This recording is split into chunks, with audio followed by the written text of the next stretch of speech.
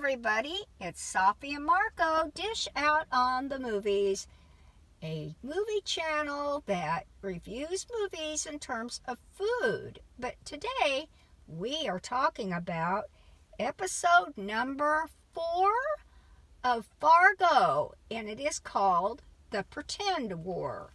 And it's a title that's actually pretty apropos. So, which means that you get the title. You get why it's entitled that way. So, I liked this episode more than the other ones because I thought it had a lot more tiny, exciting things or scary things or suspenseful. It was just better written. And it just seemed to flow a lot better. I still have some complaints, but just let me talk about, let's see. Well, that was what I liked a lot about it. And then, one bad thing that's happened in the whole show is the lighting. I have not slept very well in a while, and so I wake up in the middle of the night. And when this episode, I couldn't watch it last night live, so I had to watch it when it came out, which was about 3 o'clock in the morning. So I just started watching it in the dark. And I could see better what was going on. Because at the beginning, it's very dark. And if I'd watched it in the day, I would never been able to see it. I wouldn't know what was going on. I would have missed out on half what was going on. And then when they showed daytime parts of the show, where something's happening outside, where people are talking or whatever, it seems cloudy. But then when you look at the sky, there's no clouds. And so that's weird to me. I don't understand what the problem is. It's not like that in Kansas City. It's bright and sunny on the sunny days. I think it's always dark everywhere. Well, I don't know if they're trying to create a mood, but I think it's stupid, and I don't like that. I just don't like it. And there's still, and you know what, even part of the beginning, there were a couple of parts with fire and people getting thrown in the fire. And the fire looked very thick. I liked the fire. I thought it was a beautiful shot. Okay. I thought it was really cool. Anyway, I'm not sure how they did it. You're being so negative, Safi. Like, why are you doing that? You just love to hate this show just so that you can. No, I liked this attention. Episode, and I'm looking forward to seeing what else happens. Although it's kind of makes me nervous, which is a good thing because that's a feeling it's created for me. But anyway, they showed another thing. They showed the Mortician's house, and that's where. It's so dark, I wouldn't have been able to see what was going on. I didn't even know where they were. I saw what was going on. Well, I didn't have any problems. They had a light on. I don't understand the lamplight. Did you see the lamplight that was on in the Mortician's house? Well, I think that the problem really is the fact that in a lot of historical movies and TV shows nowadays, the lighting is purposefully, like there's like a filter over everything to make it look darker and make it look like, I don't know how to describe it, like they take the color out of everything. That's dumb. Because like, if you take the color out, that means that it's back then. Well, I think that's ridiculous and stupid.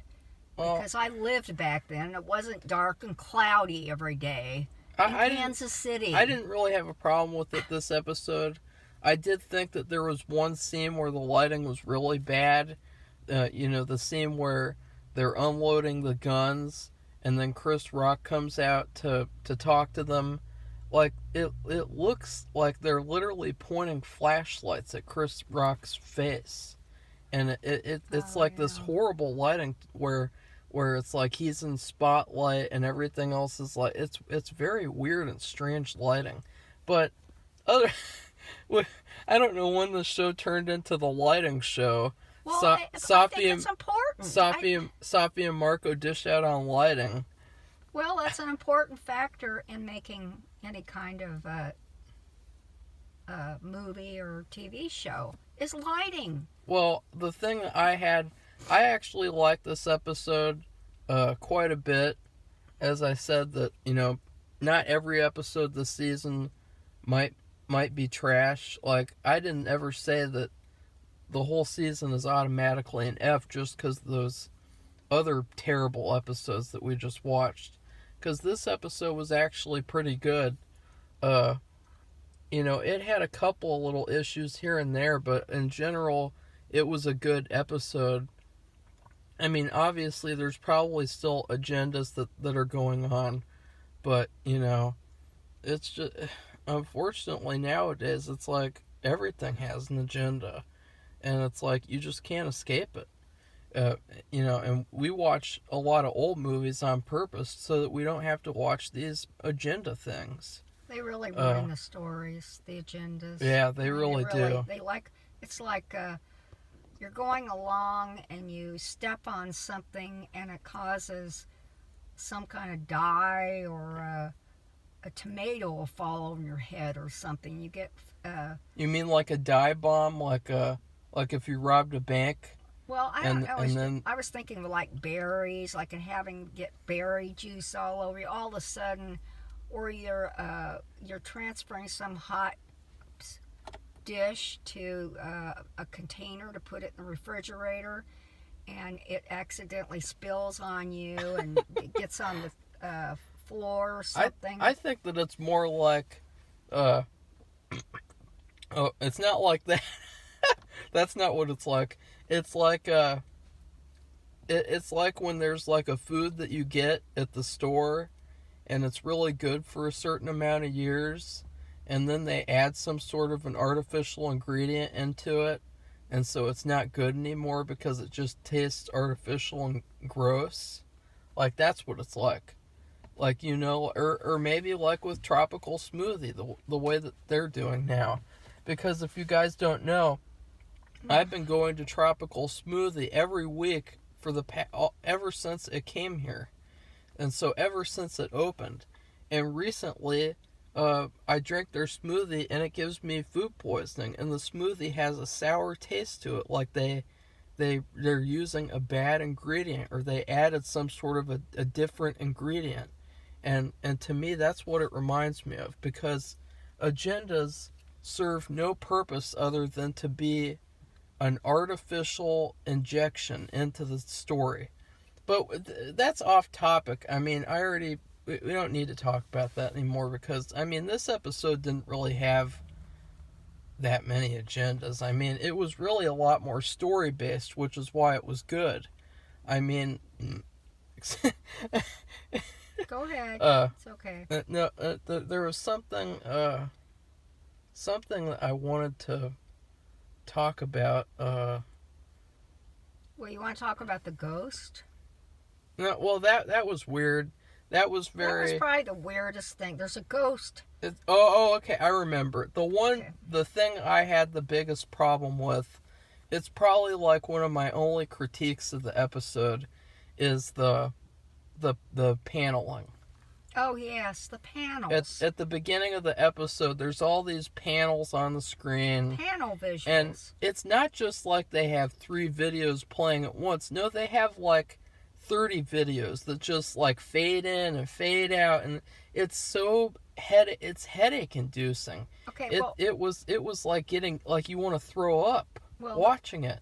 In the previous episodes, it was a horizontal thing, so it was a top part, a middle part, and a bottom part, but they were on top of each other. Now they're side by side. But they weren't showing like 30 billion different stories, like different. Like with this episode, it's like, oh, look, there's that person, there's that person, there's that person. Fade out, there's that person, there's that person. It was so it was really bad. It was like, I was like, why are they doing this? Like, there's no reason to do that other than to show off because you think you're the best filmmaker in the universe. Well, that's what that's bothered me too, because, like, what's the purpose of this?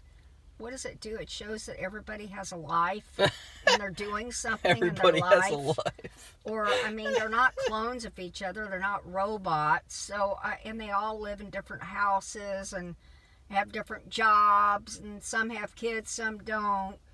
And then you have that bad Italian guy, Gaetano, or I'm not even sure if that's right. The one with the mustache that Marco calls Mario. Mario. And that's his name. Yeah, right. Mario. And I mean, he's a bad boy and needs to go home. He doesn't even want to be here. He's a cartoonish buffoon. Oh, he's a cruel, black-hearted jackass. Yeah. And killer, and he just and a troublemaker. And I hope he gets what he deserves by the end of the season. Well, he probably cough will. Cough. Don't. Well, whatever. But there's also still a matter of this ghost. Yeah. The teenage girl. I'll just say this. I don't think it's what happens right at the beginning. It's not gonna spoil the whole thing. Okay. Well, I'll say it. The narrator girl, the brat. She was a brat in all the other episodes. Well, she's having her teenage angst. It's not the actress's fault. It's the fault of the writing of the character. Yeah. Making her really unlikable. She's angrily writing her diary.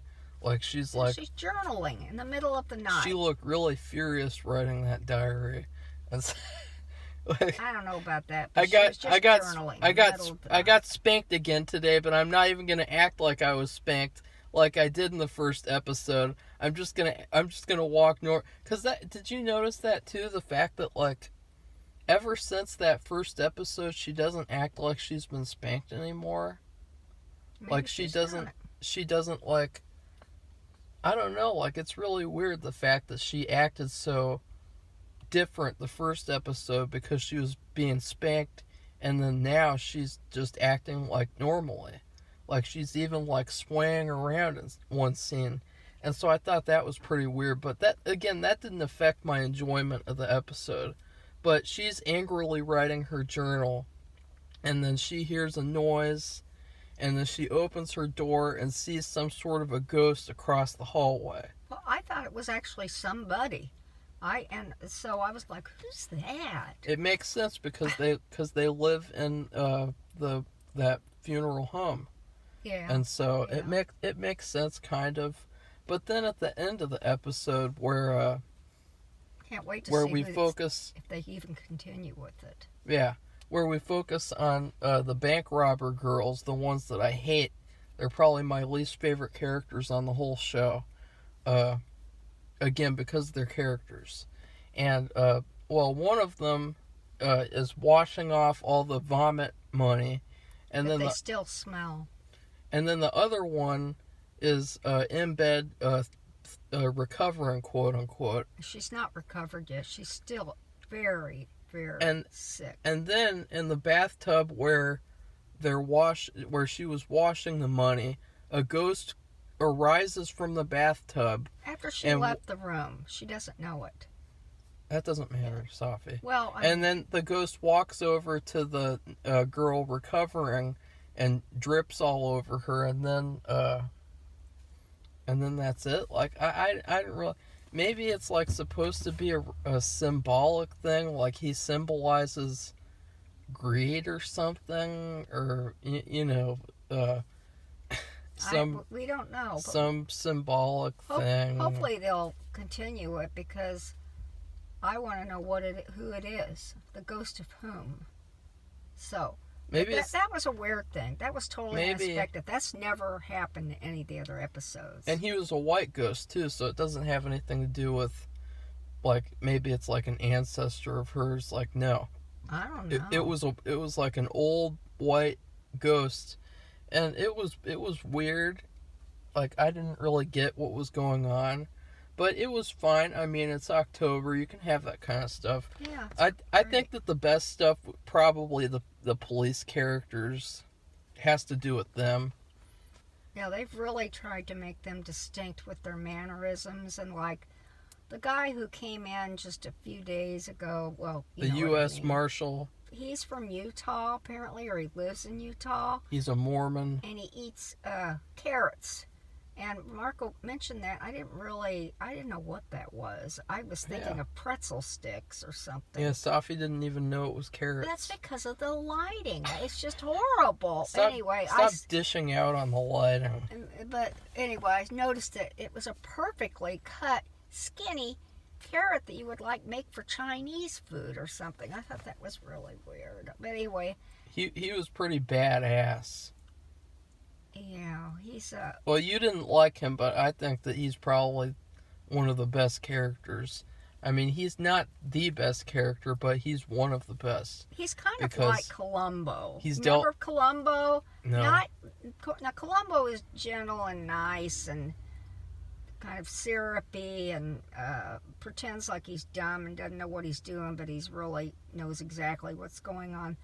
This guy is kind of really easygoing and nice, but he's got a bite to what he's saying in the end of it. You know, it starts out sweet or nice, friendly, and then at the end of what he's saying, he bite your head in half. He's dealt with these disgusting criminals. Gaetano immigrant criminals. Which sounds terrible, and I don't mean anything bad. It's just that he doesn't want to live there like those other people. He wants to go back home. I'm talking about the mafia in general. Oh. I'm not just talking about Mario. The mafia is probably one of the most evil criminal organizations out there, and this U.S. Marshal has dealt with them before, and so I'm excited to see him take action. Hopefully, he doesn't get manipulated into, whatever. But you know that the corrupt one, the nervous guy, he was told to start arresting the black people to cause trouble with them. You know, hopefully the U.S. Marshal can figure that out what's going on, and not become. I think he's already started to figure it out. Yeah. So another thing, I just wanted to say, the Mortician is dumb. Yeah, he's really stupid. And he did something really, really stupid. And I don't want to say because that's a big thing, and I think you should watch it because it is good. And then the daughter is extremely smart. No, she's not. Yes, she is. She's she's very not. curious and very smart. But got this teenage. Do you think it was smart what she did? No, I'm going to say about she's not smart then. She has this teenage angst that gets in the way of these emotions of impulsiveness. Are we all the help? And anger. And 2 episodes ago, she's like, "Oh, are we just the help to you?" Yeah, but she's also impulsive. And then this episode, all of a sudden, since it's convenient for her, she decides to go and take the nurse up on the offer of doing the housework. And she did the housework. She did all the housework, and I didn't want to give it away. Well, I mean, she probably didn't, though. But you can tell she folded the sheets. The sheets were all nicely folded. She put them in the laundry basket. The character did, but not probably. Marco. But anyway, she does something dumb, and because it's an impulsive thing what she did. Yeah. And it really was dumb. Yeah. And I hope she'll be okay. And I'm not going to say anything else. And her father is about 10, for real, and it doesn't have anything to do with teenage angst because he's out of that range for sure. He does something really, really dumb. I don't know what's going to happen with that. It was the thing with her was the teenage narrator.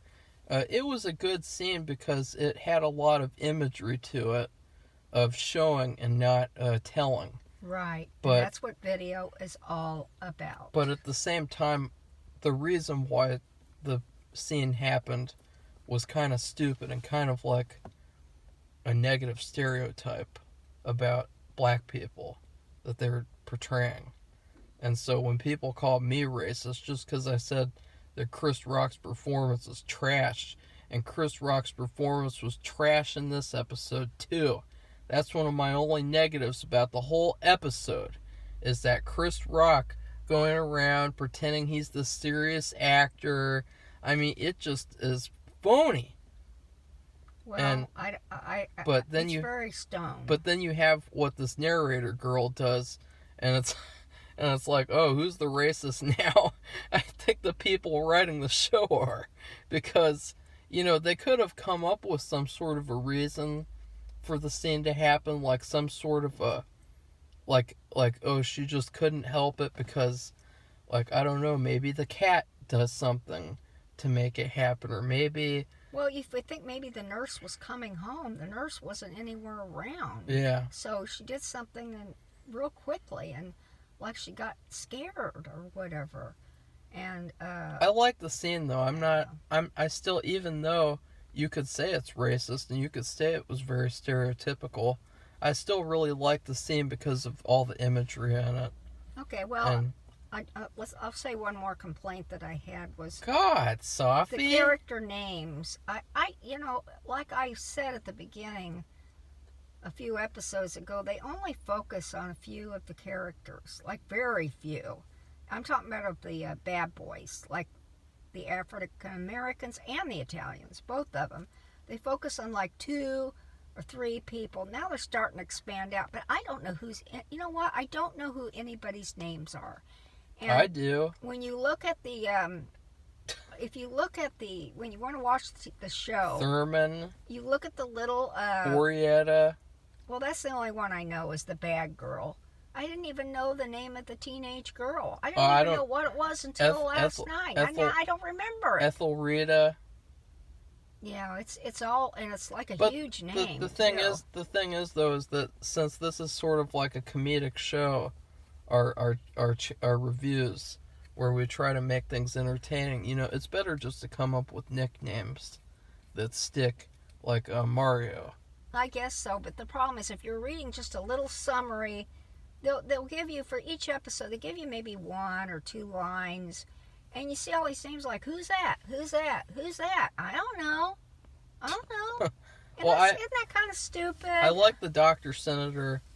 Well, he's like one of the few ones. I mean, he has a very definite name. They finally show him eating food in the diner. Really eating Whereas last episode he didn't even touch it, and he was doing all this weird stuff. He doesn't even eat it. And I thought that was the queerest thing I've ever seen. But in this episode, at least he's actually eating it. And then I think he's becoming one of the better characters too, because I think that he's also taking it seriously. Because another problem I had was Mustache Man, Jason Schwartzman, because he's just a comedic. He's a cartoon, and just like Mario almost. And there's this one scene where he literally gets mad and like flips his hair like Barney Fife on the Andy Griffith Show. And I thought, what is this? Is this Fargo, or is this the Andy Griffith Show? Make up your mind, because it's one thing to have some funny, like with the nervous cop where he does the knocking thing and it's hilarious. It's one thing to have that, but to have like this entire character where like his whole existence is just comedic is trash. And so overall, I'm very positive about this episode. We spent a lot of time critiquing it just because, what could we say like good? Like, oh, I like that. I like that. I like that. Like, it's not really, there's not really a point to doing that. Like, oh, I like that. I like that. But I like this episode. I give it a B+. But still, I don't think it's up to par with the other seasons of Fargo. It really seems like this season, like it got started and it got shot in the foot, and now we're limping to the finish line. Well, I don't know about that. I think it's getting good, but I gave it a B, and I liked it a lot better, and I told why. But I'm really mad about the lighting and the characters' names. I don't know who's whom, and I don't know. And the lighting, it causes a problem. It was a lot better for me watching it in the middle of the night than it was during the day. That's ridiculous. I didn't have any problem with the lighting, Well, so I did. And this ghost thing is something we just got through watching Rosemary's Baby, which we are going to do a review. And this wasn't Rosemary's Baby. Well, what is this ghost? And I don't think, I don't believe that it appeared in any of the other episodes we've watched so far. I think this was the first time, and it not only appeared once, it appeared twice. So, to me, if it appeared twice, I think it's significant. Why is it significant? Who cares? What is it? Well, it's some pretentious symbolism crap. Well, I don't know. I think it's something to keep you watching because a lot of people complained. Somebody else in this house who doesn't have anything to do with the channel said, "What does this have to do with Fargo?" I imagine a lot of people have asked that. And so they've got to if you people watching. If you had actually watched the other seasons like I told you to, then you would know that they've already done stupid, pretentious symbolism crap like this before. And so, I mean, once again, it just shows that you should have watched the other seasons, because they've done stuff like this before, and it was even stupider the other times that they did this kind of stuff. But now at least it makes sense because they're living in a funeral home, and so it makes sense you'd see a ghost in a funeral home. Yeah, I wasn't even thinking about that too. I thought it was actually, when it showed up in the funeral home, I thought that was actually a person, a weird looking person. So yeah, we liked this episode. We thought it was good. Spoiler alert, we don't really have any spoiler things to talk about. We like Rabbi the Irish guy, right? We do. We like him. And I don't think he's long for this world. No, he'll probably die in the last episode, maybe. I hope not. Who knows? But are you excited to continue watching the season after this episode? Yes, I am. Was actually a good episode instead of those other shitty episodes that came before this one? Yeah. Yeah, I would say so. Yeah. I hope I get more clarity on who the names of the characters and who they are and what. Why don't you just look up on IMDb? Well, whatever. I think we have to wrap this up. Okay. Well, what should people do? Okay, well, hey everybody, don't forget to like and subscribe or dislike or make a comment. Anything you can do would be really nice. So, bye everybody. Bye.